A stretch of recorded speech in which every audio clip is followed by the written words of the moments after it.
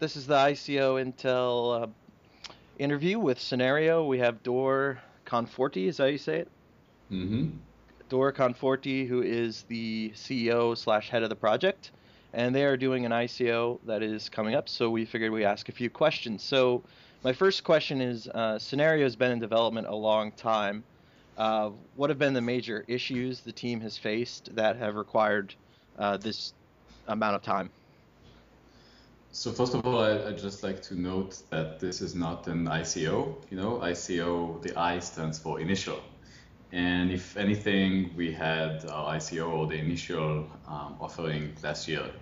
So as you know, because you've been around, we first issued AMPs in April of 2015, and then sold an amount that only amounted to $128,000, and that's all the funding that we had for a very very long time since the beginning of the project, and only recently been raising more funds based on the community and market starting to appreciate what this we've been doing, the types of promises that we've been making, and generally the vision. So I can actually count that as one of the major issues that we faced, which is that we raised two orders of less than many of the other projects in the ecosystem. Right? I mean, there are many projects trying to do similar things to what we were up to. We've raised millions of dollars, and we've had to do with a lot less.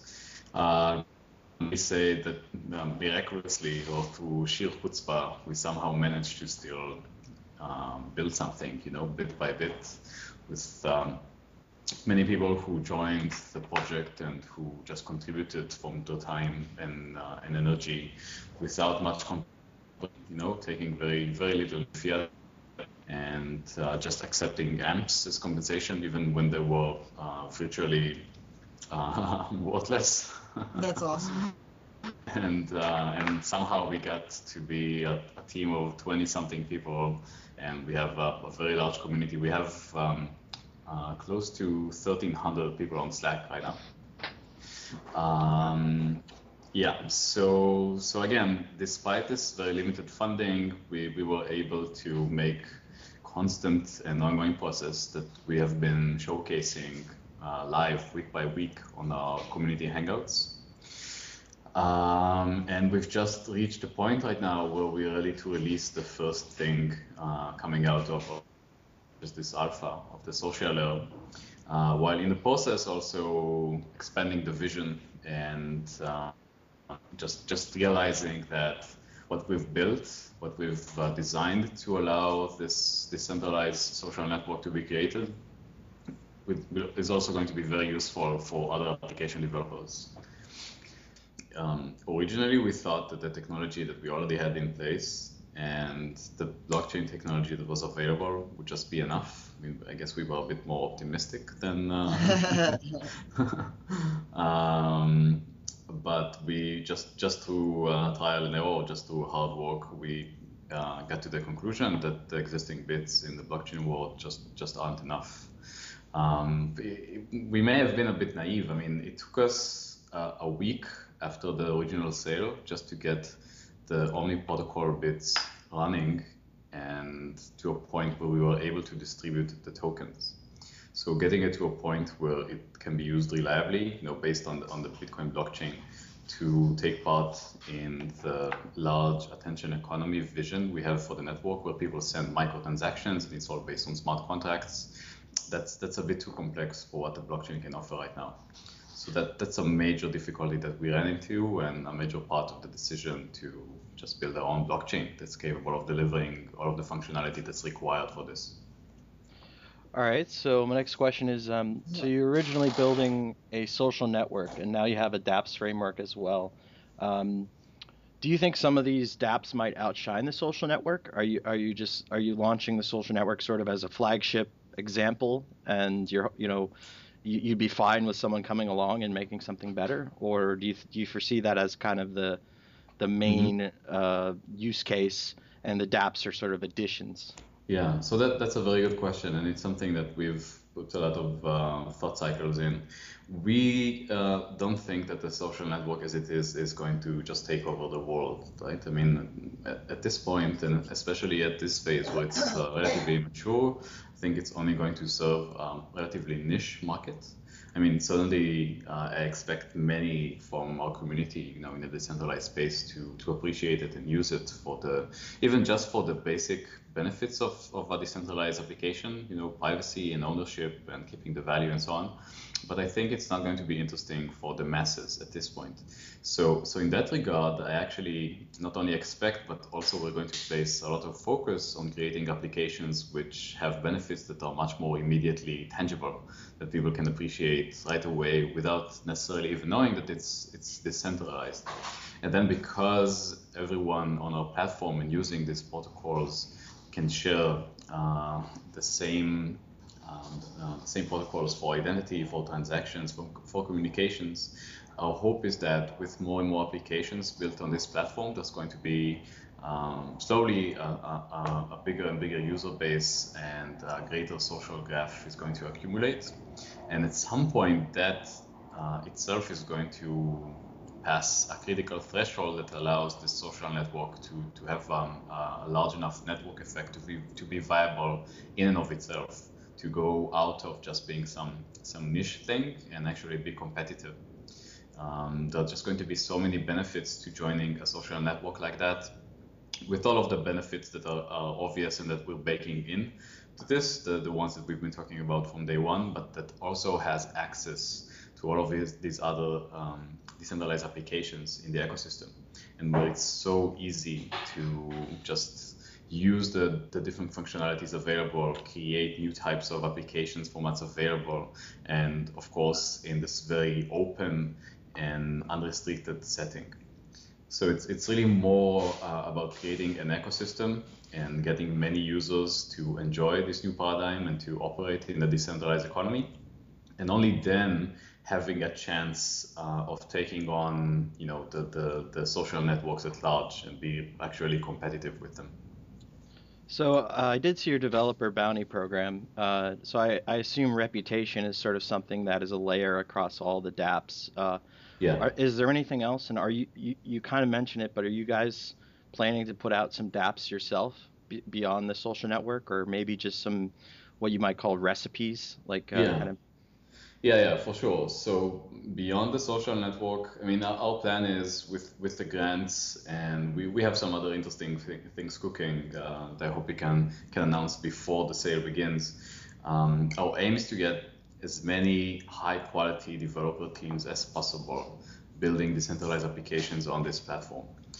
And whatever we identify as a critical application that we cannot locate a team to create, we'll just have to accommodate ourselves. So there are all sorts of very basic things that are required, things that we all know from the sharing economy, and of course all types of marketplaces. We are fortunate to have a partner who is creating a decentralized jobs market or freelancer market. So that's one thing that we think is very relevant and necessary, especially with the support of smart contracts and digital currencies, which make it very, very easy to get into agreements that are very binding, algorithmically binding. But other than that, yeah, we will not hesitate to create decentralized applications ourselves beyond the social network when needed. So speaking of freelancing, a big part of that is stability with the currency. Do you have any plan to integrate something like Tether, or give the ability to have a pegged currency? So like if I pay you $100 to work, Mm-hmm. um, how will I know that I receive you receive $100 and it's worth that? Mm-hmm. Yeah, so there are many interesting projects in the space that try to tackle this issue, and for the most part, we're not going to just force amps on everyone. They have a very specific use as part of the attention economy, and of course, as used for gas to compensate node owners who contribute to resources. But other than that, we just want to make it sort of a common denominator between different applications. But certainly, we don't want to stop anyone from using any other type of currency. So I imagine that people are just going to be able to use whether amps or actual Tether-based USD or whatever they want to when they use escrow. One thing that's worth mentioning is that we also want to integrate the option to use credit cards and standard payment methods as soon as possible. Because I believe that for real adoption, this is critical. There are many people who would love to use, for example, a decentralized Uber, right? A decentralized ride-sharing type application, but who don't necessarily care for digital currencies. And I would love for them to be able to use credit cards and just enjoy the benefit of not having to go through Uber, right? Just enjoy the not having to pay fees to Uber, so that both the rider and the driver can share the extra, a discount on one end and higher income on the other. Can you just say kind of like how would that be integrated in the blockchain? So you would have, I know you use the Omni layer, so you would basically, you could allow partners to issue representative tokens through Omni. So like trusted partners could potentially, like I could create a dollar coin on Mm-hmm. the Omni, and then if I'm a trusted partner, I know Tether is on Omni, Yeah, I and mean, that's you a wouldn't one have to to one. create that because you have Tether. Generally, though, we'll probably not go the route of making currency creation available before we switch to our own blockchain. Until then, of course, we don't want to restrict anyone, but actual functionality delivered by Synereo, we'll have to wait until we have our blockchain that we just think is superior enough in terms of its capabilities that it's worth waiting for. So then there won't be like a kind of Omni overlap with the newer blockchain you don't foresee, or Our intention is to once we have the new blockchain released, to have a migration from AMPs based on the Omni protocol to our chain-based blockchain. okay. Um, so will it be possible to use Scenario in a browser potentially, or do I need the application? Yeah, I mean that's the interface that we have right now. So let's break it down. Essentially, you have two options. You either download Node software, something similar to what you do when you download a Bitcoin client, like the Bitcoin QT or now Bitcoin Core client, and then you run a node and you participate in the network, and you can select what types and how much of every resource you contribute to the network in terms of storage, computation power, and bandwidth. And once you run a node, you can just simply direct your browser to it, just locally, or give your address and the permissions to your friends and let them connect to it. Or your friends or anyone else, essentially. Running a node is something that we plan to be a financially viable thing, like an economically um, relevant Sustainable. decision. Let's say sustainable decision. Yeah. Mining maybe would be. It's essentially a form of mining where the resources that you contribute are actually going to good use, right? They're going to underlie a network. So that's one option. The other is, I guess I just mentioned it, right? You don't have to run a node, you just have to find a node that's willing to accommodate your connection to the network through it.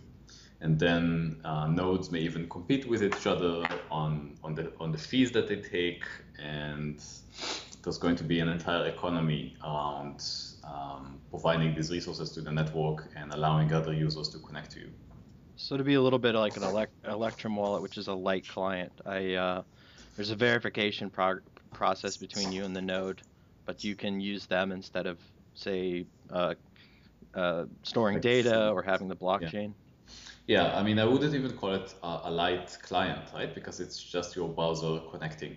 I mean, the way it's going to be soon enough is just that you would have a scenario.com/node or gateway, or we haven't really named it yet, and you're just either going to select a specific node or just press the I'm feeling lucky type button and connect through anywhere. You may not even really care who you're connecting with or through. And then it's all browser based. You won't really need anything beyond that.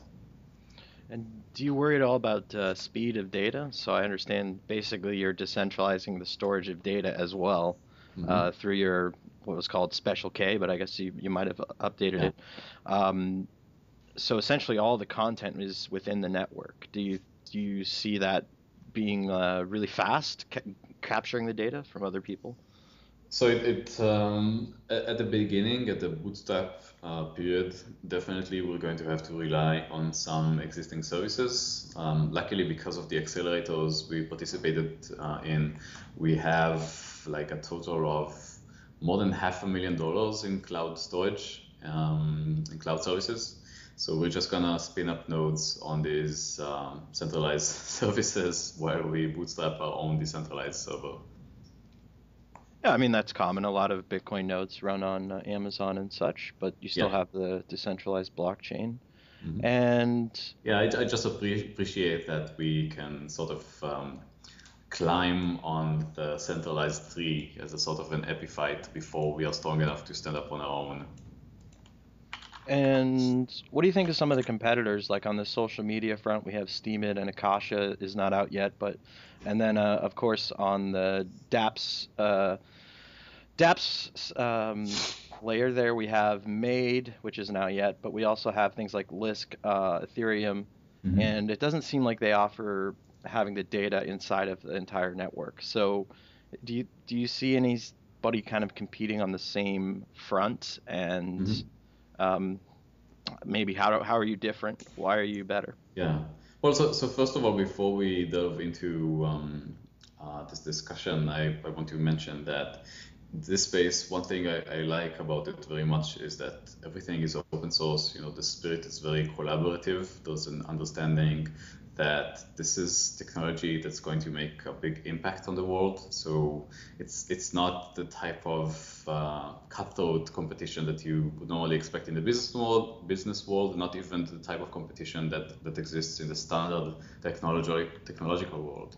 And I guess here it also would be useful to mention that Greg Meredith, our CTO, has been working very closely with Vlad and Vitalik from Ethereum on the proof of stake protocol that's going to be used both by Ethereum's next iteration of the blockchain and our 2.0 tech stack, right, on our Archain blockchain.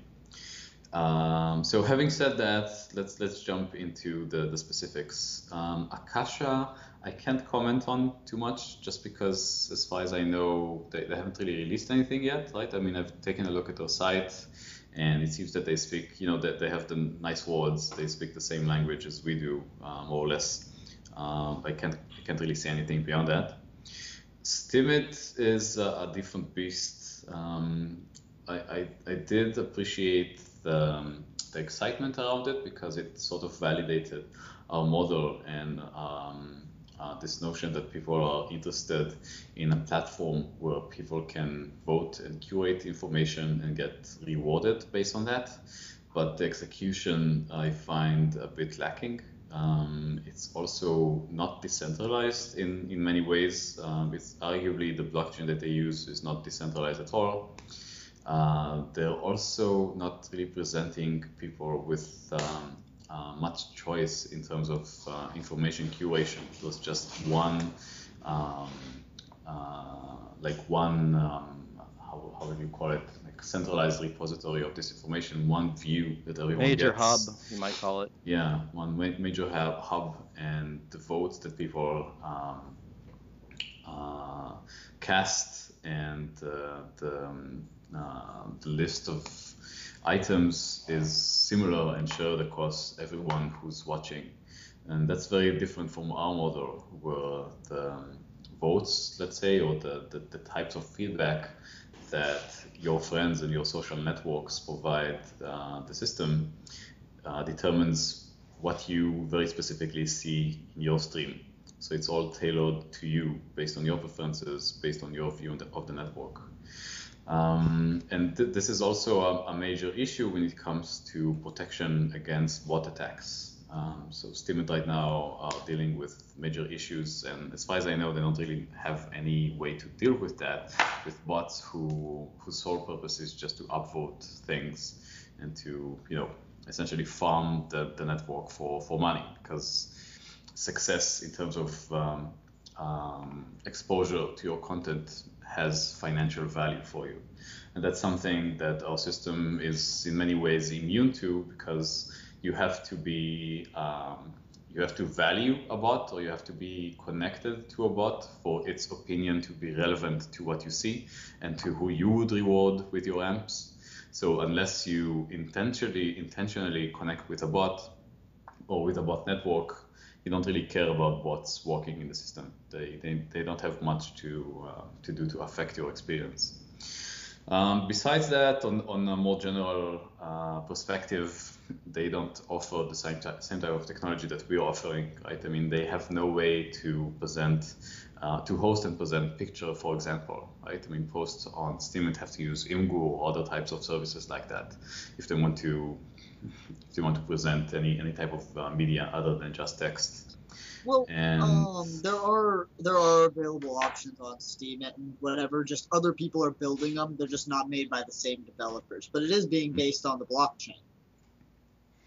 Right. There's an issue with binary data in general, right? The way that I mean, I would argue with the witness and stuff, it's relatively decentralized, but not the same level of decentralization. But I think what you're basically saying is the way that their blockchain is organized, it would be, it's sort of like transactions, and it would be difficult to incorporate it's just binary. not a storage solution, right?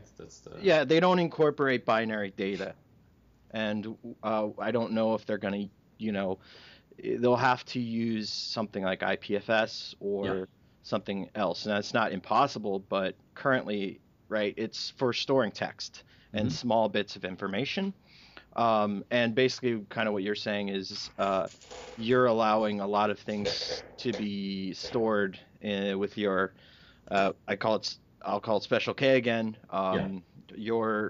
The way that your network is organized in nodes, you're allowing people to store content within the network, and maybe does that give you some advantage to how you can use that content because it's stored within the network? The point is that this means that the entire network and all of its functionality is decentralized, whereas Steemit right now has to rely on outside centralized sources.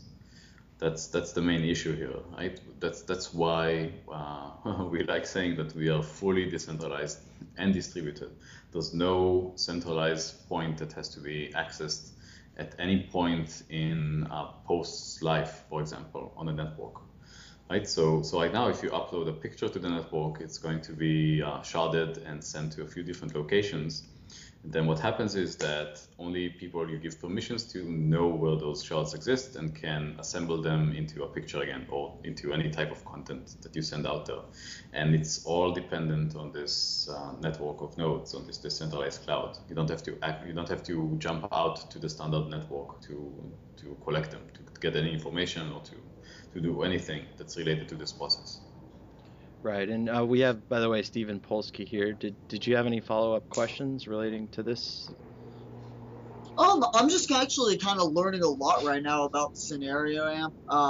Only thing I'd ever heard about it really before was the overhyped on Steemit when it shot up in value, about a week ago, and that was the first time I heard about it. And I watched the price artificially rise and fall to about pre-pump, so it's about at the same value. It just went through that little bubble phase. That must have been kind of exciting for you guys, or were you guys excited at that point, or were you guys just like trucking along? I'm not. Are you talking about our coin increasing as a bubble? I thought you were talking about Steven. Yeah. Oh well, not. There was kind of a. There was a thing that occurred there. Yeah, there was a few that's unrelated, but as the price of the AMP was going up, which was nice, right? Went up pretty high, and then it came down, and there was some people that took a firm position on Synereo. But I don't know if that was really what affected it. But his question is just that when the price came up, is that something you guys are getting excited about, or is that just sort of in the back of your head while you're developing? Is it? Well, we certainly appreciate the attention and extra appreciation that it brings, but actually I have to say that now it put us in a bit of an awkward position because we had to set the price for the sale at a level that's not lower, or at least not significantly lower than the market price. And so there are many people who consider the price right now to be a bit high, but you can't really argue with the market. Um, Right. I, looking at the graph, though, I just have to comment that the increase has been rather steady, and there's just been a trend of increasing price and trade amount and volume. I mean, Right. and I think the reason that the price decreased a bit is just that about 2 weeks ago, I think it was exactly 2 weeks ago, we announced the sale and just announced also what the price would be that we'd be using. And then the price has essentially been locked at that level since. Yeah, so I guess we can just roll into that. How did you pick the levels? I know there's three levels for the ICO. Now I know you can't really say like, the price is going to go to the moon, but are you basing that on like kind of the valuation, what you would like to raise, or is it determined by the market? And maybe why do you think it's a fair price? Yeah, I'll answer that. I just want to say one more thing about Steemit. So one thing I saw is that essentially at the level of reputation that some people have right now, they can cast a vote that's worth thousands or even tens of thousands of dollars. There's very large inequality right now between the different power levels of users. And that's something that we try to avoid very much in our model, even though it has ties to financial power in terms of amplification as part of the attention economy. We also made a very, say, aware effort to make it so amps act as a counterbalance to reputation, and that both of them are bounded in how they can affect the network and the content that flows through it. So, for example, there's marginal utility to investing amps in a post, or to how much reputation you can have and how that reputation affects your ability to interfere or to affect the prioritization of posts and information flowing in the network. That's very nicely detailed, by the way, at the beginning of our white paper, just in words before we jump into the more complex math in there. So I advise people who are interested in our attention model and the reputation system to read that and understand the type of thinking that we used. My concern is that in Steemit right now, there's a very large emphasis on financial power and its relations to how much noise you can make, essentially. And that's something that we try very hard to fine tune and balance in our system. Right. Yeah, and it's I know you don't study Steemit, but it's in the hundreds, $500, which is still significant, right? Like, but yeah, a major player could, or a person who had mined early or whatever, could give one upvote, and it's basically like, $500-$600 or depending. So I guess what that rolls into, if I'm going to use AMP or Scenario, and I want to make, obviously there can be economic incentives because you have a company like Facebook that's worth billions of dollars, and that money can be recycled into the ecosystem instead of into, say, a corporate entity. So Yeah. first off, do I need amps to start using Scenario? And how, in the most blunt sense, how do I make money?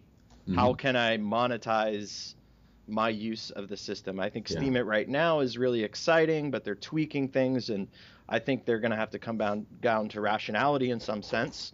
And they've even said that themselves, right? It's sort of an experiment. So I assume if I'm partaking in the Scenario network, I could make some money on my content or make money on a music video or something that I produce. So, like, how does that work, and how much would you expect maybe an active user to be able to make? So first of all, you don't have to have amps to participate in a network. You can just log in and treat it as any other social network in that sense. And of course, different applications are going to be very much the same. Of course, if you have all sorts of requirements from the network, like you want to use it as a storage solution or to do anything that relies on the computational power of other nodes, there's going to be some microtransactions in your future. Other than that, though, again, amps serve an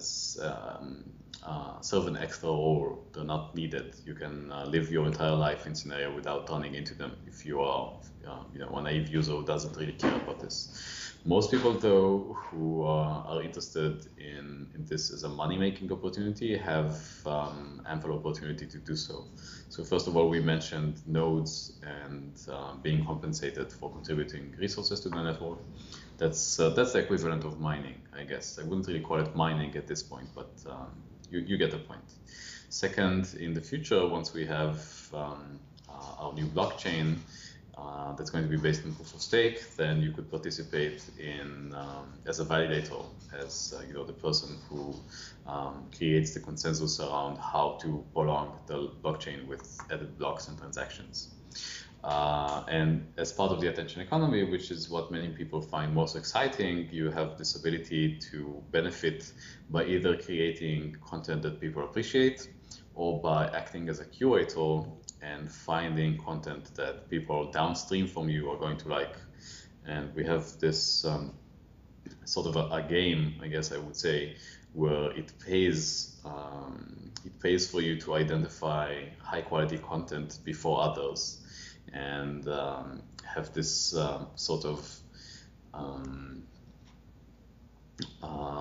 provenance chain of starting with the person who actually created the content, and then all of the curators later on who identified it and did their part in spreading it to the rest of the network. So as someone who creates high quality content, or just that can curate just by standard actions on the network, right? By liking or further amplifying content, you can enjoy the value that's created in the network in the form of amps.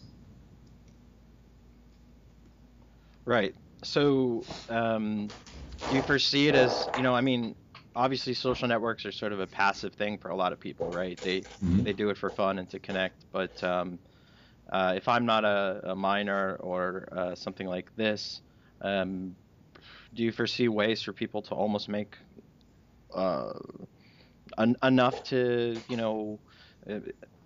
not compensate them fully for their life, but enough to add in an amount that they feel like, wow, I'm getting $100 or whatever it is.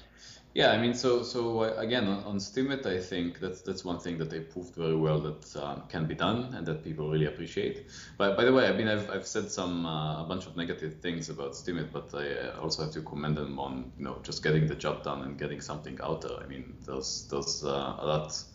There's a lot to be said about that. Yeah, exactly. There's a lot to be said about that. I also appreciate the deep thinking that went into the three types of currency. I don't know if you can count all of them as currencies, right? But the interplay between the different types of mechanisms that make it so it's worthwhile for you to participate and accumulate reputation and not just dump what you get out into the market. They've done some very interesting things. So we fully intend for people who want to use this network as a way of actually sustaining themselves financially, to have this as a viable option. I mean, that's the entire point of this type of decentralized economy, right? Whether a social network or any type of sharing economy type application. The people who participate are those who create this value, whether by creating content that people like or by contributing their car and their time as drivers or anything of that sort. So, Facebook right now is worth so much. It's like, how much is it? Like $200 billion right now? I mean, it's got to be a lot. I think Zuckerberg's worth 50 billion, so it's up there. Yeah. So this is all value that would otherwise be distributed to the content creators, to the people who create and bring the most value to the network. 350. Sorry. Well, good for them. Yeah, so just don't want to short them by like. Yeah. So in all honesty, I actually do have a short open on Facebook, which is not going great. But I think I see the differences, and you're more focused on concrete value of the product or what you're providing. versus maybe more speculative on a post. So I that mean, kind of the point is, we don't think that the type of very, what's the word I'm looking for? Like very explicit, very above board gamification or financial motivation that's very inherent to Steemit lends itself to a sustainable network. This is something that I've researched quite a lot, both recently for Synereo, but also when I was a neuroscientist. That's something that I was really interested in, what motivates people and so on. And it's very, very clear that once you change the focus from like an activity that has inherent value for you, like sharing and communicating on the network and forming communities with your friends and so on, and place the emphasis on the monetary value of it, or just gamify it in a way that takes the focus from this inherent quality, then it all just breaks down. People just focus on the immediate monetary benefit or the immediate reward that they get, and it overshadows all types of other activities on the network. So there's a very fine balance here that has to be created and refined for this type of network. I mean, a social network, it embodies so many of the things that we find inherently valuable in our experience as humans in online life. And so there has to be just a tiny bit of added mechanisms that combine this attention economy and a financial reward with it that's going to allow it to be sustainable and not just focused on who can get the most money by making the nicest post about cats or whatever. Right. Well, instead of compare and contrast, and I think it's valid, maybe you could say kind of like what are the top 5 things that Synereo does that you're focusing on? Obviously, I think distributed reputation, maybe a marketplace, like I could upload content and add some value to it and it's not stored anywhere else. Privacy. So what are kind of like the top 5 things that you're doing to improve that experience rather than like, say Steeman is doing this, but it sounds like beyond just, it's a social network where I can connect with people. There's some advantages that I get from, let's say, one of the other big guys, Twitter, Facebook, whatever kind of thing you want to say. Mm-hmm. So I would say ownership is one. What else kind of are you seeing as the benefits beyond just beyond just money, but like kind of what is Synereo doing that's going to make me want to use it, right? So another major one is the fact that it cannot be taken down, right? And that's an inherent aspect of it being fully decentralized and not reliant on any other service to operate. There's just no one throat to choke, right? No one server, no one person to knock on the door of and ask for this to be taken down. And likewise, the same holds for privacy. There's no point in the network that you can hack into and just take all of the data, just utilize all of the information without the explicit permission of users. So that's another one. Another aspect that's very important and relevant, especially compared to the standard social networks, is that there's no one to manipulate information that's flowing through the network. So on Facebook right now, I'm sure you're aware, we've been saying that very often, or pointing it out, that they've ran psychological experiments on their users. Right? I mean, there have been hundreds of thousands of users who have been part of psychological experiments that they never agreed to. Yeah, I know they order the information in a particular way based off an algorithm to affect the type of day they're going to have, put them in a particular frame of mind. Exactly. So that for me is a breach of trust. Right? I mean, we gave them, we're putting a lot of faith on these services, right? And of course, they provide us with benefit, but this is... Absolutely, but I mean, I also see, do you always need, I'm being devil's advocate here, by the way,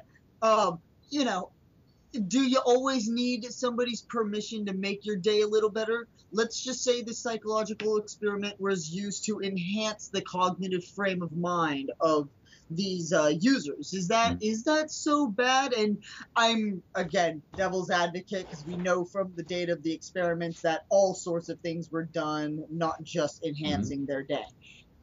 Yeah, so Stephen, that's a wonderful comment, and it really puts the finger on where this type of experiment or this type of effort would be very useful, and I would back it wholeheartedly, and where, because specifically Facebook is bound to a business model and bound to its stakeholders, and its entire reason for existence is to create profit for these people, makes it so every type of experiment we're going to do is going to go towards refining and making a better bottom line. Now, if you told me that you want to create an experiment on Synereo using Synereo users to test how to make their days better, with whatever way you found, whatever way you thought would be beneficial, and you asked them to opt in, that would be amazing, right? I mean, people would let you have their data, let you just capture the experience a little bit, and then you would use the results to provide them with a better experience. That just opens a whole bunch of things for that just opens up a whole bunch of options for research in a whole bunch of fields right off the bat. That, like, people could just, that just made me happy. Go on, man, go on. Right, but there you go. That's the difference. A network that's open, that's decentralized, that's owned by its users is going to attract researchers who, with their permission, are going to run experiments that are going to create tangible benefit to the users. Whereas on Facebook, everything that they're doing is meant to make you a better consumer. More money. Yeah. Right. So I think this is pretty cool. Tim Berners-Lee has a project that's called Redecentralize the Web, and it is actually just a movement, because these walled gardens, I think a big thing is they share your information with their associates, with their advertisers, right? So Coca-Cola now knows that I like sugary drinks, so I'm going to see Coca-Cola, even though I use AdBlock, but I would see Coca-Cola ads, right? So it sounds like one of the big benefits is with Steemit, it's a little bit open, or with these type of things, a little bit open to where you could figure out what people are specifically interested in. And with this model, you can kind of pick and choose how much you want to share on that network, and the data can't leak, right? So if I were to upload an image to Imager, let's say it's of some questionable nature, but I want to share it with a few people. That's my right, I suppose, freedom of speech. If it was uploaded to a second or a third party, then they could either take it down or people could find it just organically through search. So I kind of see that as a big piece of it too, is kind of limiting the scope and also keeping the data. But of course, someone could always screenshot or download or share it other places.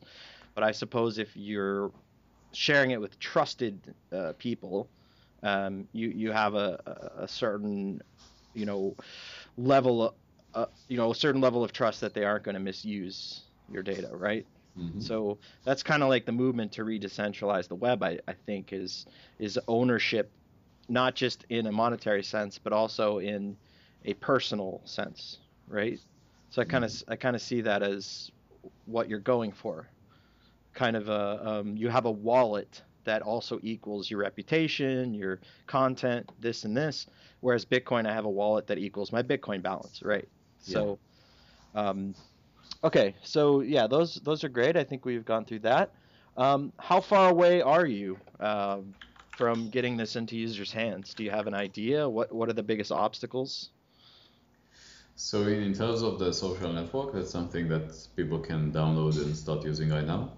We're going to make an announcement when we've polished it to a degree where we're really ready to get it in the hands of the masses. That's going to happen within the next 2 weeks. we just demonstrated the application working in a small conference we just held. And I'm probably going to record a demo in a few days showing the basic capabilities of the application and just talk a bit about the benefits of it. Other than that, we already have some partners building on the platform, on the existing platform, even without the new blockchain that we're planning to release in about a year. And as you noted as well, we just had this Project 11 grant program that concluded a few days ago, and we've accumulated 300 submissions. And we're going to distribute $200,000 worth of amps to a few projects that we choose that we think are most capable of leveraging our platform right now and create the best decentralized applications. So I'll ask just the open-ended question. So I mean, some of this is, it's not, you're not calling it an ICO, but maybe an investment phase. Why do you think people should invest now? What is the push at this price, and why do you think, say, I should invest some coins now? So first of all, about the price, we mentioned it a bit before, but didn't really go into it.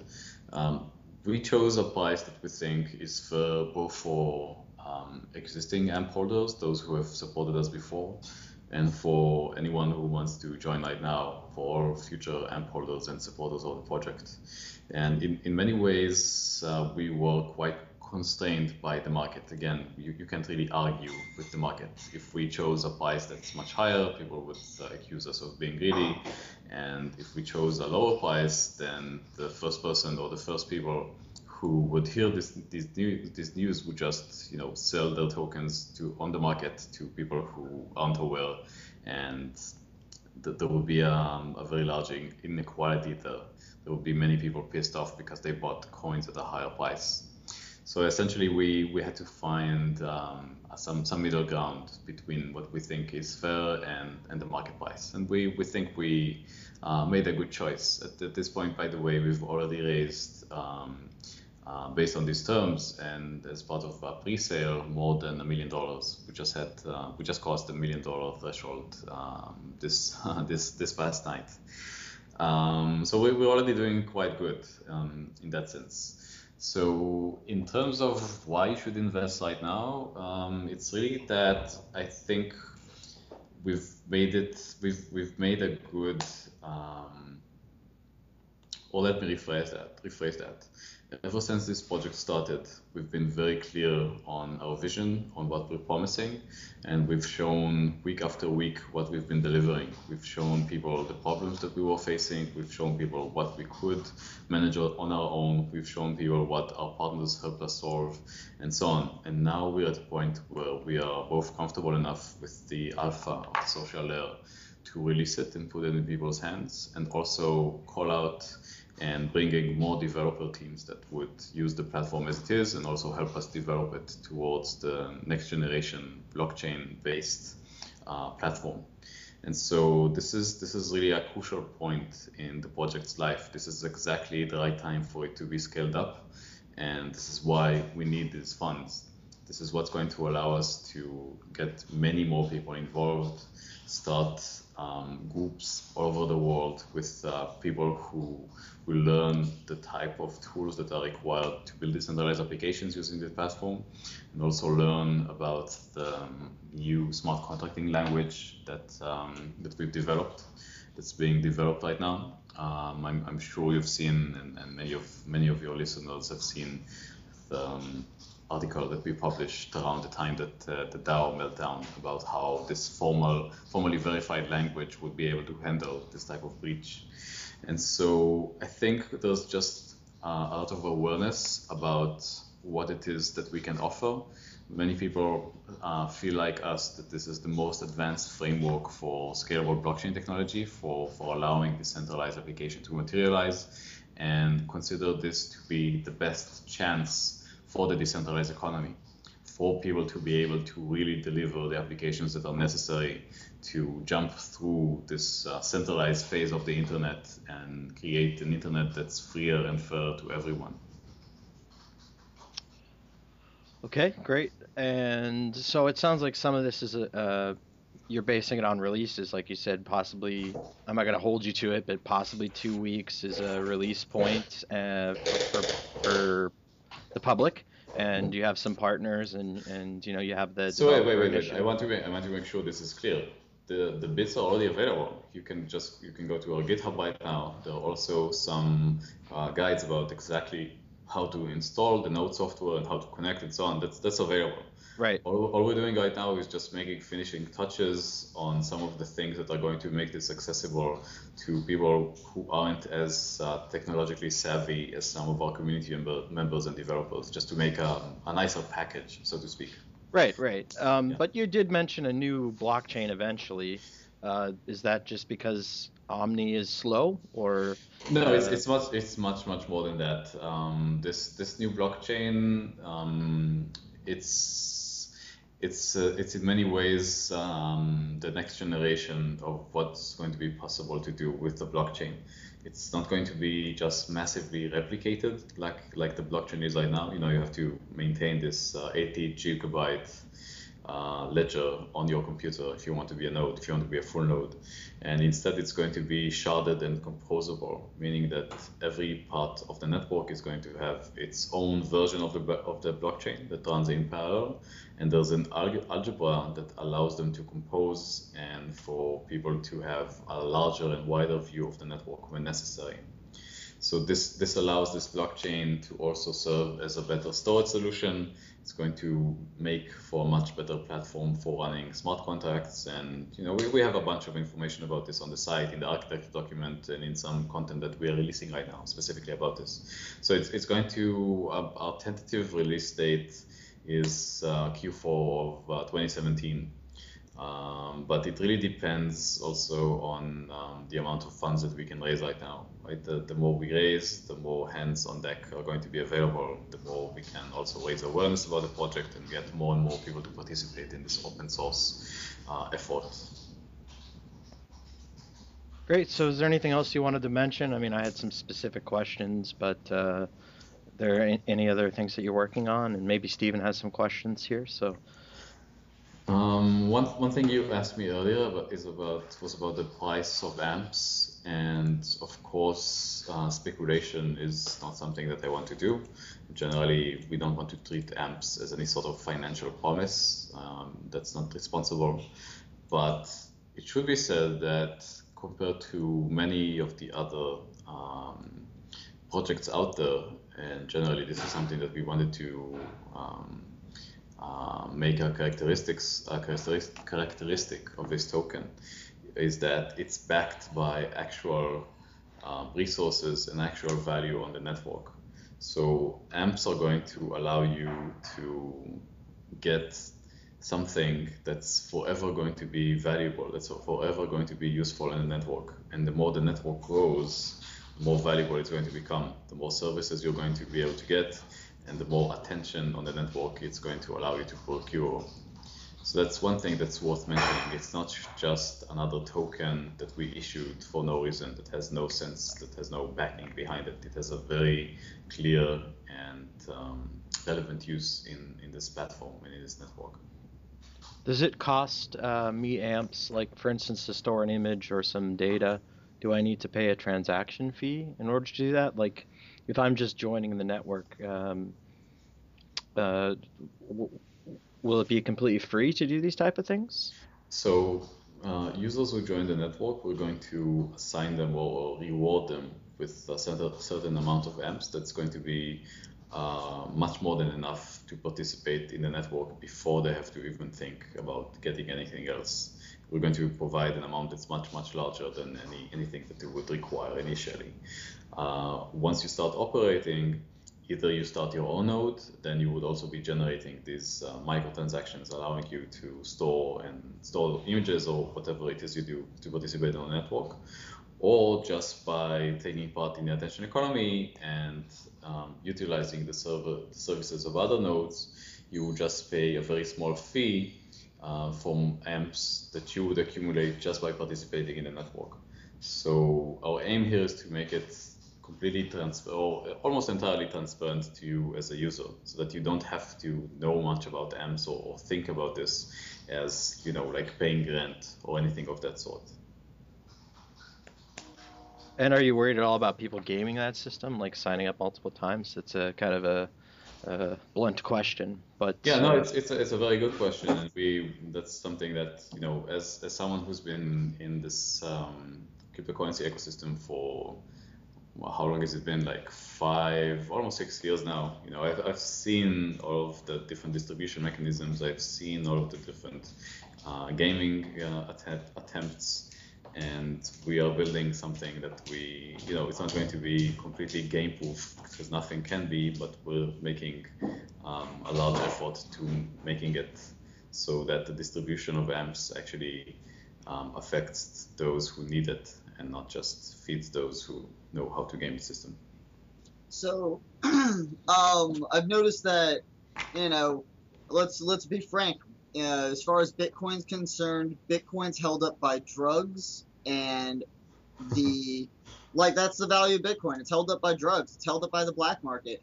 And the cool thing about multiple cryptocurrencies that manage to stand aside from Bitcoin in their own way. They've had, they get the excitement of the new technology, and then they've hit a brick wall.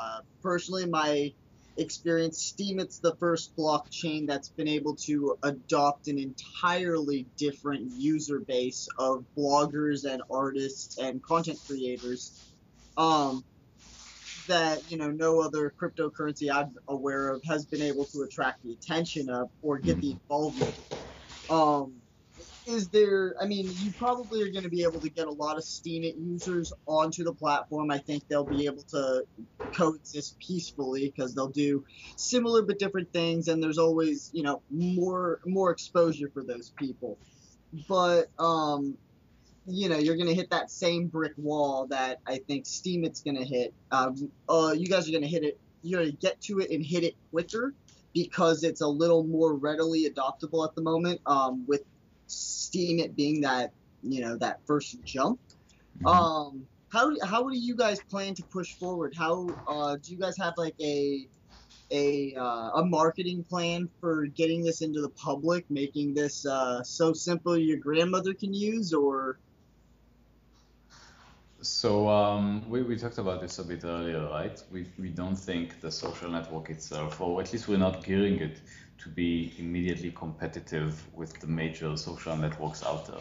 At least initially, it's going to be aimed at cryptocurrency enthusiasts and people who care about open source software, and those who appreciate the benefits of a decentralized system. Also, people who care about collaboration and decentralized governance. That's something that we're placing a lot of emphasis on. So we have a market that's a few million people in size, maybe maybe 10 or 20 million people, but the real breakthrough is going to come from other decentralized applications onboarding users to use the same protocols and existing in the same ecosystem. And only when we have enough decentralized applications where the benefits are very immediate, they're very simply understood without the people having to contemplate the decentralized space as much as we do. Right. Only then will this be relevant as a social network on itself, as something that's interesting to people outside of our space. So we have this very nice marketing plan, and it's with different tiers and ideas about how to penetrate and blah blah blah. But really, it's all about adoption of this technology into more and more decentralized applications. Yeah, and I had sort of one way a lot of networks grow is that you can cross-post or share. Do you think it would be possible for a user to say they upload a picture and then tweet it, or have it cross-posted to another platform and then draw people in? Yeah, for sure. That's one thing that we really want to do. Just make it so you don't lose out by just using this system, right? we don't really have any issue. Like most of the social networks right now are closed gardens of the most intense variety, right? They live and die by locking users into their experiences. And we want to be the complete opposite. We want to give our users freedom. We want to allow them to post on the network and have it out there wherever they want to, and also to import or to integrate different applications and different feeds into the same space. And I guess my last question here is the mobile space, right? It's blown up, right? It kind of saved Facebook and WhatsApp, Mhm. really picked up. So do you guys foresee people being able to use Scenario easily on their phone and possibly have real-time messaging or a way to go Yeah, back and yeah, forth? I think, of course. I mean, that's mandatory at this point, right? I mean, yeah. an interesting fact is that just recently, I think it was like 2 weeks ago, that um, uh, total bandwidth on the net uh, got higher through applications than through browsers. So there's more internet being streamed around the world through applications than through anything else right now. And so there's no escaping the fact that people demand their applications to be accessible through mobile. And we would definitely have already had mobile application released by this point. It's just that, again, we've had to do with so few funds, so few resources until this point that it was just impossible. So we've talked a lot about what Scenario can do, right? But it can't do everything. I mean, nothing does everything. So what are the limitations? Like, is there a drawback of scalability, or is it not capable of doing XYZ? So yeah, what do you think maybe the limitations are uh, of Scenario, if any, in your mind? Well, first of all, I have to say that because this is all open source, if anything out there works better than what we have, we'll be happy to just adopt it, right? I mean, I'm more interested in providing our users and application developers building on the platform the best technology and the best experience that we can provide. It's not about who built it, right? It's not about us. It's about providing a service. Having said that, right now I think many or most of our components are more advanced than what's out there. And certainly some of the things that we are planning, even though they're not finished yet, at least in terms of the approach, in terms of the design, are very promising compared to what anyone else has proposed out there. So in terms of limitation right now, for example, our existing tech stack, it has limitations in terms of performance. It's going to be more than enough for the niche markets that we described, but definitely if you want to scale up to networks the size of Facebook or Visa or Uber or anything that works in the level of tens or even thousands of transactions per second, we are going to have to rely on the next generation of our tech stack, the one with the next generation blockchain. But for now, we're good to go. I mean, the system is ready to underlie most types of decentralized applications. Great. Well, thanks for your time. I know you're pretty busy this week. I look forward to the demo, look forward to the releases. I think that's really the key to driving the market at this point. Obviously, you could see with things like Monero, they come out with a release and boom, or XYZ. So excited to hear those things. And I mean, real quickly, what do you think about people picking up the price now in the market? It seems like it's a little bit lower. I could buy up some of that before the offering starts. Do you? Oh, so right now the price actually represents exactly what the price would be if you were to participate at a level where you would get a bonus. We have this size-based bonus. And if you participated in the first day where we have a further 24-hour bonus. So for example, if you were to invest, let's say $12,000 right now, you would enjoy a bonus of 9%, meaning that the effective price would be 30,030 Satoshis. And then again with these $12,000, if on the first day we sell a total of $2 million, it means that you would get a further 10+% bonus, meaning the effective price that you would get is 27,000 satoshis, right? So you'd pay $12,000 and get amps based on this price after the bonuses. And right now, looking at Poloniex, I see that the last trade was 28,289. So it's actually a bit higher than what you would expect from a relatively large purchase of amps. So it's kind of dancing between the levels of the different bonuses, and with people taking into account or speculating on how much we're going to sell on the first day, and then that makes it so that the bonus they're going to get is going to be different. So you kind of expect the price to trail up with these prices, I assume, right? People see an opportunity to arbitrage since it is already on the market. So that's kind of something. Okay. Yeah, that's definitely the case, but bottom line, what I'm hoping is that even if on the market you can buy amps at like a 3% lower price than what you would get on the counter, you would still prefer to actually participate in the sale rather than buy them on the market. Because when you buy them on the market, the money just exchanges hands between traders. But if you use it to support us, then we can actually create the platform and the applications that are going to provide value to these tokens, to actually allow us to develop and create value. All right, great. So if you want to just let us know what's the date it starts, where can people participate? And, so it starts on the 19th. It's going to be at 8 p.m. PST, which is 11 p.m. EST, and it's 9 a.m. in the morning in China. No, sorry, it's 11 a.m. in the morning time China. For China, it's already going to be the 20th. So on the 90th, you're going to be able to go to Synereo.com or Synereo.com/sale and then participate. It's possible to use Bitcoin, any altcoin that Shapeshift accepts. And now for the first time, because we are partnered with Bank to the Future, it's also going to be able to purchase amps with credit card or with wire transfer, which is the first time this has been possible to my knowledge. And are you doing an equity raise with Bank to the Future as well?